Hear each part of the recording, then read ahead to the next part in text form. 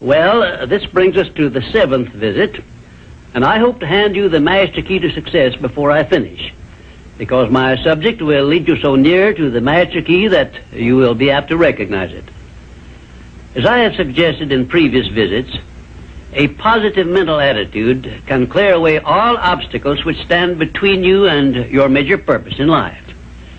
Because of the importance of the subject of our visit, I shall not only tell you that a positive mental attitude heads the entire list of the 12 great riches in life, but I am going to give you explicit instructions as to what you must do to keep your mind positive.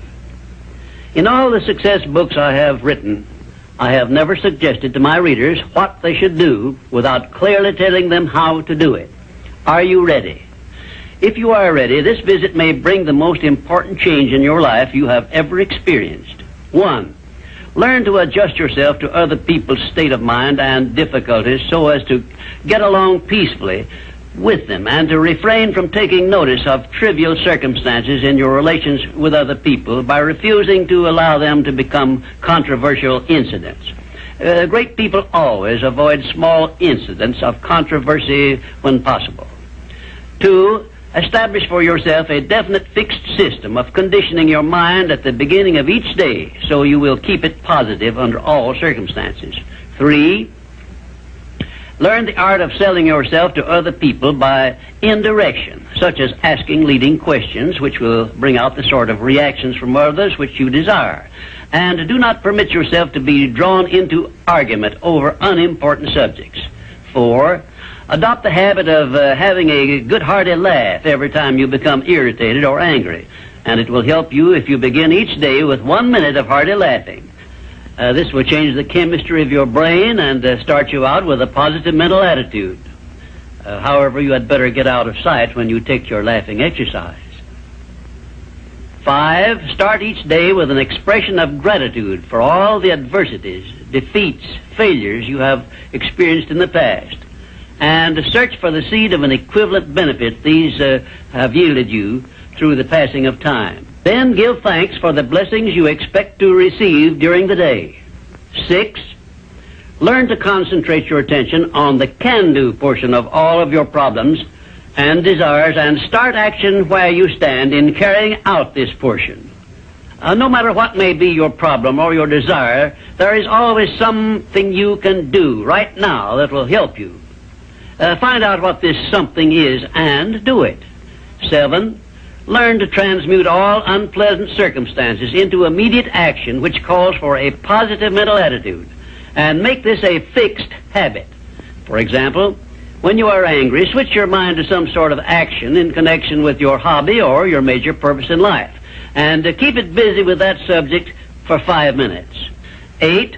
Recognize that every circumstance which influences your life, whether it is a pleasant or unpleasant circumstance, is grist for your mill of life, and so use it to make it pay you dividends in one form or another, remembering meanwhile that your strength grows out of your struggles.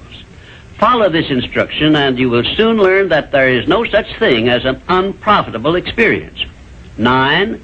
Look upon your life as a continuous process of education, of learning from all your experiences, good and bad, and to be always on the alert for gains of wisdom which come to you a little at a time in both your pleasant and unpleasant experiences. 10. Make the world over to fit your own pattern if you choose, but begin with yourself in some sort of self-improvement which will make you more open-minded, patient, and generous in your relations with others. 11. Express gratitude twice daily for your recognition of the fact that you have been given complete control over your own mind, and ask for guidance in order that you may use this profound gift wisely in all your thoughts and acts. 12. Go out of your way daily to comment enthusiastically on the good qualities of those with whom you live and work, but do not mention their negative qualities. Then observe with benefit to yourself how quickly others will begin to concentrate on your good qualities. Remember, I'm still talking about how to keep your mind positive. And 13, Accept all criticism of yourself as an occasion for self-examination to determine how much of it is justified, and you will be sure to make startling discoveries about yourself which will help you to the remainder of your life. 14. Do not accept from life or anyone else anything you do not desire. And remember that Mahatma Gandhi proved himself to be more powerful than the great British military forces by this simple method of passive resistance. 15. Remember always that there are two kinds of circumstances which cause you to worry. Those you can do something about, and those you can do nothing about. Nothing, that is, except to use passive resistance and refuse to permit them to worry you. 16. Keep your mind eternally engaged in thinking of that which you desire most, your major purpose in life, so no time will be left for you to waste on thinking of that which you do not want. And let me digress here while I tell you we are now rubbing elbows with the great master key of success this very moment. And 17, if you should ever be so unfortunate as to feel sorry for yourself, look around until you find someone who is worse off than yourself, and start where you stand to give him help. Make this procedure a habit, and you will witness one of the great miracles of life, because that which you do to or for another, you do to or for yourself. And 18, choose some person whom you consider to be the sort of person you would like to be. Then go to work and emulate that person in every way possible. Great people have always been hero worshippers, but they pick the right sort of people to emulate. 19, cultivate your tone of voice so that your words have a pleasing musical sound.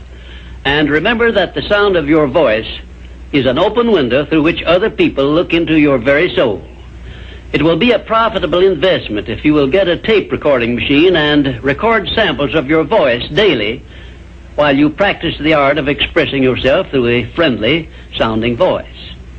If you are engaged in selling, this practice will quickly pay off in monetary dividends. 20, last but by no means the least, write out this sentence and paste it in a prominent place where you work and on a mirror where you see yourself in your home. Whatever the mind can conceive and believe, the mind can achieve.